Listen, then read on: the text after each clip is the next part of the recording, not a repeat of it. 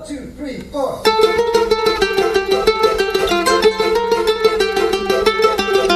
Hi everyone, this is Jewish Talk, coming to you live from NASA Community College on 90.3 WHPC. Also streaming on the iHeart and iTunes app.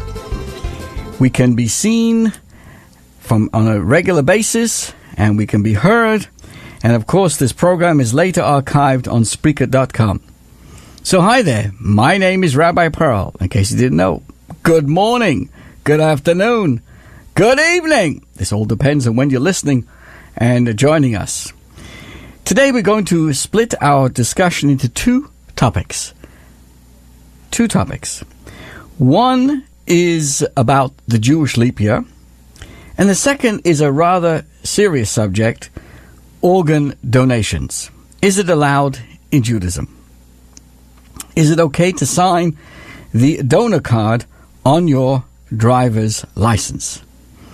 So first, of course, I'm responding to a question that it looks, if you take a calendar this year, a Jewish calendar, you'll notice there are actually 13 months. What's going on over here? So what's the background? How come this year we actually have 2 months of Adar? The background is, and why we have this 13th month. See, the Torah commands us, the Bible tells us that we must follow, the Jewish community follows a lunar calendar. Now, a lunar cycle is approximately 29.5 days. And the year of those 12 lunar months contains 354 days. However, a solar year is 365 days, making a lunar year approximately 11 days shorter than a solar year. So far, so good. But here comes the problem. We're also commanded to keep the holidays in their proper seasons. So the Passover is in the spring, and Sukkot is in the autumn. In order to keep the lunar year in sync with the seasons, which are based on the solar year, we add a full month every 2 or 3 years. And actually, it's 7 times in a 19-year cycle. Such a year is a Jewish leap year, which is called a Shana Mu'uberet, which translates a pregnant year, or perhaps more properly, an enlarged year, since it is temporarily larger than usual. The Jewish months start with the month of Nisan and end with the month of Adar. So we add the extra month at the end. Therefore, a Jewish leap year has 2 months of Adar, Adar 1 and Adar 2. This, of course, brings us to the question, in which month do we celebrate Purim, which is observed on Adar 14? So, there is an opinion in the Talmud that the Purim should be celebrated in the first Adar, based on the rule of Ein Mavirim ala mitzvahs, which translates, one does not pass over or forego the performance of a mitzvah. Rather, when presented with the opportunity to perform the mitzvah, we should do it right away. Therefore, based on that, it's reasoned that Purim should be celebrated at the first opportunity, which would be in the first Adar. Nevertheless, as we all know, we follow the opinion that Purim is celebrated in the second Adar. And this year, Purim will be on Wednesday evening, March 20th, all through Thursday, March 21st. Why would that be? What's the thinking of the second opinion? Because we want to bring it closer, the Purim holiday, closer to Passover, the month of Nisan. We want to connect two holidays that have a similar relationship of redemption. The story of Purim, redeemed from Haman, and the story of Pesach, Passover, when we all left redeemed from Egypt. That means the redemption of Purim, we want to connect to the redemption of Exodus, which of course is in the month of Nisan. So, although Purim is celebrated in Adar 2, nevertheless, the days of 14 and 15 Adar 1, which was this past week, was known as Purim Katan, a small Purim, or Shoshan Purim Katan. respectively. And that occurred this past Tuesday and Wednesday. And on those days, we left out certain penitential prayers. We didn't fast. No eulogies were said. So it has a holiday-like atmosphere, which was last week. That is the actual anniversary of what it could have been Purim if it had been a regular year. Now, what's interesting about this holiday called Purim Katan, the small one, the small Purim in the first Adar, that in the concluding of the first book of the Code of Jewish Law, the famous Rabbi the Ramah, he points out that there are those who say that one is obligated to increase in joy and feasting on the 14th day of Adar 1. However, this is not the practice. Nevertheless, one should increase somewhat his joy and feasting in order to fulfill the words of those who are more stringent. And he concludes with a sentence, Toiv Lev b'Mishnah Tamid, one who is of good heart is festive always. That's the concluding lines that relates to these laws. The Lubavitcher Rebbe, the Rebbe points out that at first glance it seems strange that this was the day chosen to teach the principle that one should always rejoice. There are so many other occasions and situations. After all, other than the custom to add something extra to your meal, there isn't much that we do on this day. Yet at this point, joy is not restricted to days on which there are great happenings. This is the point, my friends. Such as, there's certain days specifically that speak about joy, the conclusion of the Torah on Simchas Torah, the grand Purim meals that we have on the month on the holiday of Purim. Yet, even on a seemingly mundane day, we have to be in a constant state of joy. Because joy breaks all boundaries, including those of our exile, and hastens the ultimate redemption. So that's, my friends, an important thing, may it be speedily in our days, the importance of finding reasons to be happy. So we had a Purim Katan, so we were happy. We're in the month of Adar, it's Adar 1, we find reasons to be happy. And I think all of us don't need to be reminded of the basic appreciation and gratitude that we all have of being alive, being healthy, to have a job, go to work, have friends, have a community. That idea of just being happy, being truthfully and sincerely filled with gratitude, creates an atmosphere where there should be constant state of joy, not just on a particular special event or anniversary or some holiday. Now, my friends, I want to move into a rather serious subject, and that is what does Jewish law say about organ donations? And I want to up front say that what we're going to discuss today is only a fraction of what's available on this topic. And all I'm trying to do is to provide a framework for the discussion, not a specific guide for practical decisions.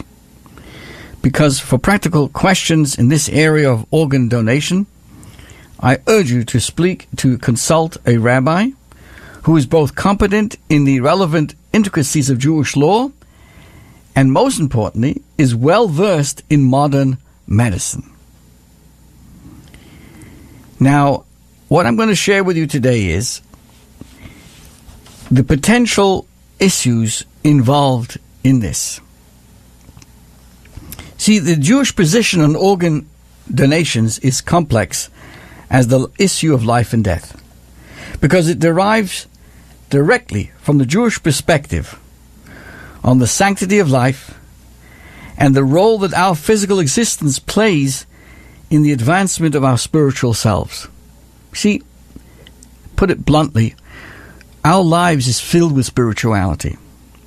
In every moment that we're alive in our bodies, that is the focus of our life. So when decisions have to be made, there has to be a balance between just simply life, physical life, and spiritual life. On the one hand, we have a sacred obligation to preserve human life, called Pekuach Nefesh. This is an overriding principle in Jewish law, so important that almost any law can be broken for this reason. For example, we can actually break the Sabbath to drive an injured person to the hospital. We can break the Shabbos to drive the hospital. We can even eat pork if we're starving in the desert. On the other hand, Jewish law prohibits desecration of a dead body. It's called nivel hames. A dead person's body, since it once housed the holy soul, there's my emphasis that we're living a spiritual life. Because of that, because the body housed was the vehicle, the vessel for a soul, the body has to be treated with the utmost respect. Every part of a body must be buried, which is why you see the heart-wrenching images of religious Jews dutifully going around after a terrorist bombing, scraping up pieces of flesh and blood for burial. So how do we resolve these two principles? Organ donation is permitted in the case when an organ is needed for a specific, immediate transplant. In such a case, it's a great mitzvah for us to donate an organ to save another person's life. It is forbidden, though, to simply donate to an organ bank where there's no specific immediate recipient. Organ donation is not necessarily limited to dead people. Someone who can afford to spare a kidney, for example, may donate one to someone in need, which is pretty prevalent these days. Yet in consideration of the prohibition against desecrating the body, it is forbidden to simply donate to an organ bank where there is no specific immediate recipient. Furthermore, it is also forbidden to donate for general medical research or for students to dismember in the medical schools. Even when there is a specific immediate transplant, there is need for caution, because oftentimes, in order to obtain organs as fresh as possible, a doctor will remove the organ before the patient is actually dead, according to Jewish law. The doctor is therefore effectively killing the patient, which is of course forbidden. We're talking about in Jewish law. The bottom line is that each case is different. There's a myriad of considerations in Jewish law that must be reviewed. So before going ahead with any procedure, a person must consult with a rabbi who is well versed in the Talmud and Jewish law. It is clearly not as simple as blanket, just simply signing an organ donation card. Please don't ever consider doing that. So let's review this. Person comes and asked me, I'm filling out my driver's license forms and have a question. What is the Jewish view of organ donation? I've heard there's issues with it, the person said, but I thought saving a life is the greatest thing we can do. So what's the story? That was, of course, the question. Judaism holds life as being sacred. For this reason, donating an organ to save a life is one of the highest acts of virtue one can do. But sometimes, precisely because life is sacred, organ donation is problematic. Jewish law distinguishes between donating organs during one's lifetime and organ donations after death. While you're alive, to donate an organ that you can live without, like the kidneys or parts that will replenish themselves, like bone marrow or blood, in order to save or vastly improve another life, is one of the greatest acts one can do. In theory, the same should apply to donating organs after death. Being that saving lives overrides almost any other moral concern, the opportunity to do so after death should not be only acceptable, but it should be a mitzvah. So, for example, though the Torah commands us to be buried whole, this command will be set aside for the greater command to save lives. But here's the problem, my friends. In practice, consenting to have your organs removed after death presents some heavy problems. Heavy-duty problems. It is forbidden to tamper with a corpse in any way unless it is in order to directly save a life, as we've been discussing. But when you sign a consent form to have your organs removed, not all of those organs will necessarily be used for an immediate transplant. They may be used for research or stored away or even discarded if not needed. Jewish law only allows an organ donation if it can be ensured that the organs will indeed be used to save a life, right, in that very, in a very short time. But there's much more of a serious concern that I want to bring to your attention. To be usable in a transplant, most organs had to be removed while the heart is still beating. But many authorities of the Jewish law maintain that if the heart is still beating, the person is still alive. They define the moment of death as when the heart stops. So to remove organs from a brain-dead patient while the heart is still beating would be tantamount to murder. While the medical and legal world have accepted brain death as the new definition of death, many experts in Jewish law have not. To tamper with the definition of death is to start on a path that can lead to major ethical problems. Imagine, let me give you an example. A case when an 89-year-old patient, X, let's call the person X, is partially brain dead, and according to the doctors, certainly going to die. Patient Y, in the next bed, age 35, urgently needs a heart transplant. So, why not pronounce X dead now rather than risk losing both patients? It may sound reasonable, but it's taking one life to save another. For those who see life as sacred, this is unconscionable. Some countries offer an option to give a consent to organs being removed on condition that the rabbi is consulted beforehand, who will ascertain that they will only be removed after absolute death, however that is to be defined, and to be used only to save lives. In countries where no such option exists, we don't consent to removal of organs after death. And that is why I always counsel and suggest that when people are writing their health proxies and their last directives, to include this question and saying that if a case comes up, please involve such and such a rabbi or such and such an organization who can be helpful in making those decisions. This is a life and death question. We need higher wisdom to guide us. I wouldn't want to have to decide what is right and wrong based on my own subjective opinions and feelings.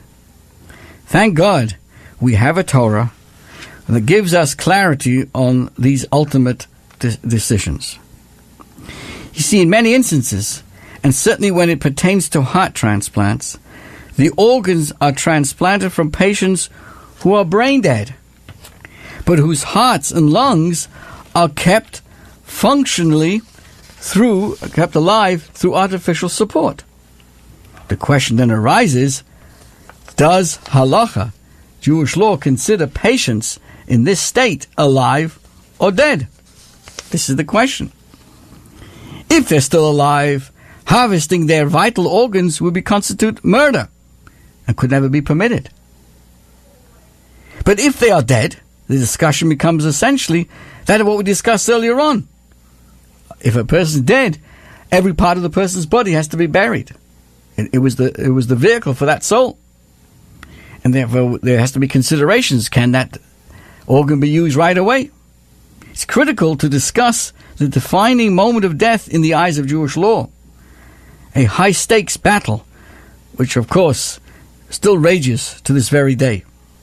So much ink has already been discussed on this complex discussion. And certainly in our program, I cannot go into the great length of every detail. But at the risk of oversimplifying some of the major views defined as death, I share the following with you.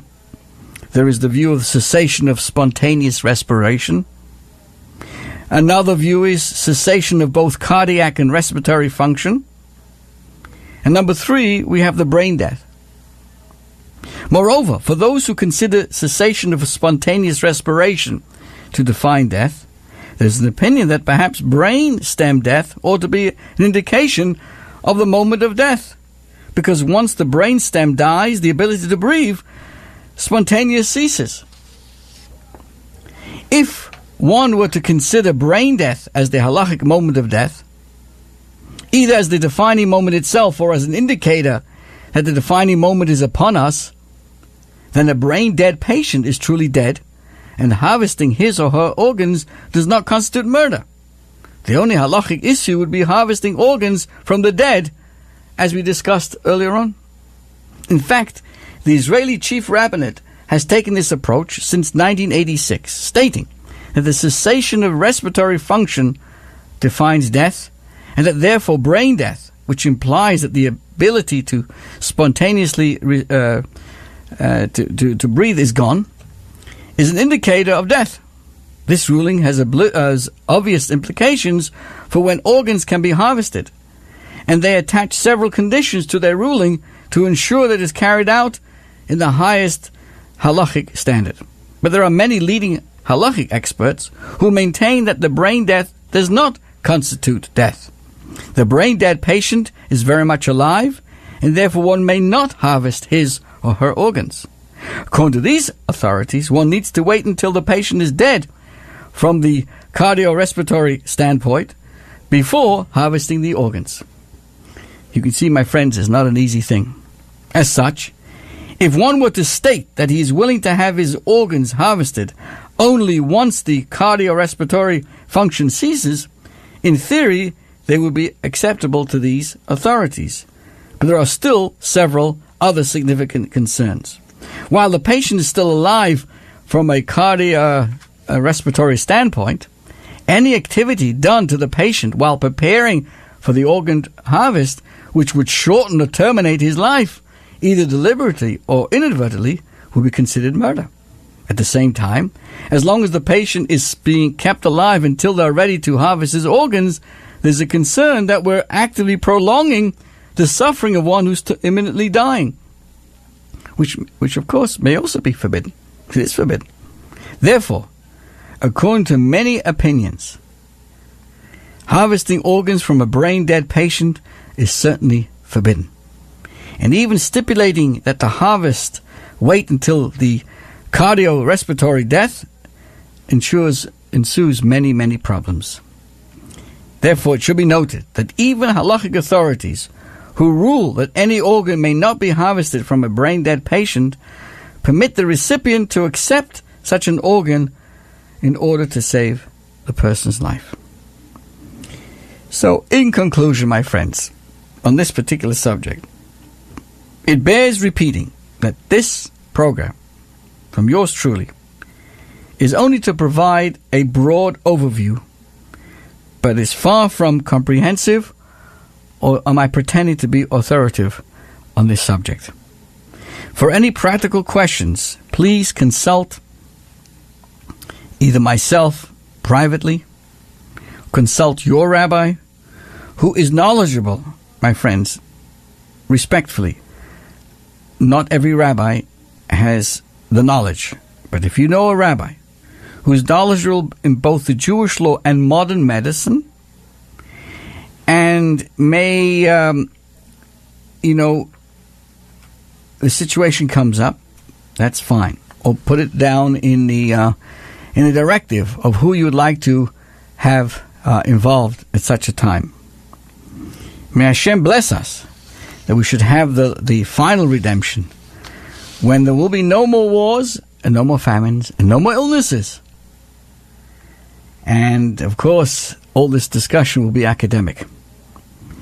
And most importantly for us is to approach life with joy, with happiness, especially in the month of Adar, when we have 2 months of Adar. Both months are related to joy, and therefore, with joy, we can overcome.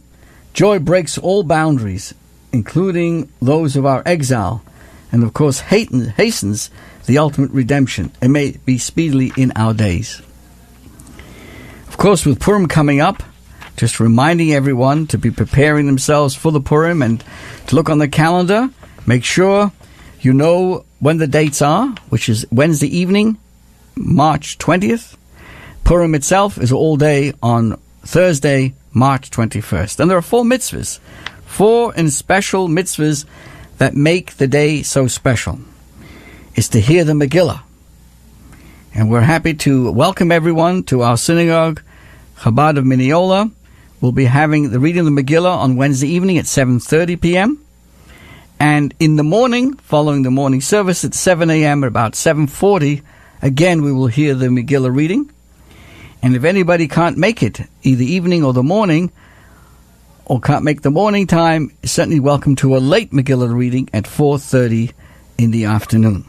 Now, the mitzvah is to hear the Megillah twice. A second mitzvah is called Mishloach Manos, which is giving gifts of food to friends. A gift of 2 ready-to-eat foods is given to at least one friend. That's called Mishloach Manos. We also give matanos, we give gifts to the poor.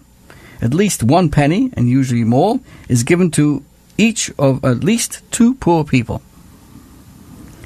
And number 4, a festival meal, a Sudas Purim. We celebrate Purim with a special meal, and this is celebrated in the evening, 5 o'clock, 6 o'clock, in your home or in the community, and we are inviting everyone to join us for the Purim festival meal at 5:30. Reservations are needed. We look forward. It's called a musical Purim celebration with a quartet, wonderful string quartet that will be playing for us during our meal with a very special narration of Hasidic tunes and their stories and the joys of what Purim is all about. So, my friends, I know we were discussing some rather tough issues, so I want to conclude with a blessing for all of us, for good health and for happiness. And all these discussions should be very, very academic.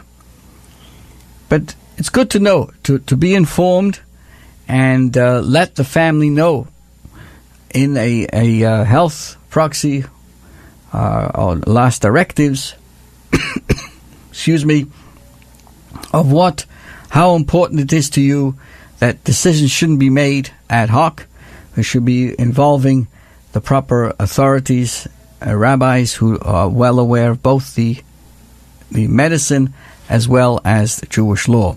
There is an organization called Chaim Aruchim, a wonderful organization where they have experts around the clock available to help anyone make these decisions.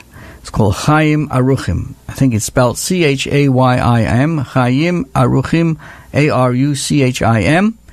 They're listed online, and they're also a good place to resource. Also, since we're discussing this, also know there is a proper Jewish directive, a medical directive that can be downloaded from online, which follows the Jewish law, and it's a much more comprehensive directive brochure, or that's signed obviously Notary Public and all the whole proper legal strength that helps a person make decisions in difficult times. This is your host, Rabbi Pearl, wishing you a wonderful week. May we only enjoy simchas and good occasions. Thank you. Sei gesund.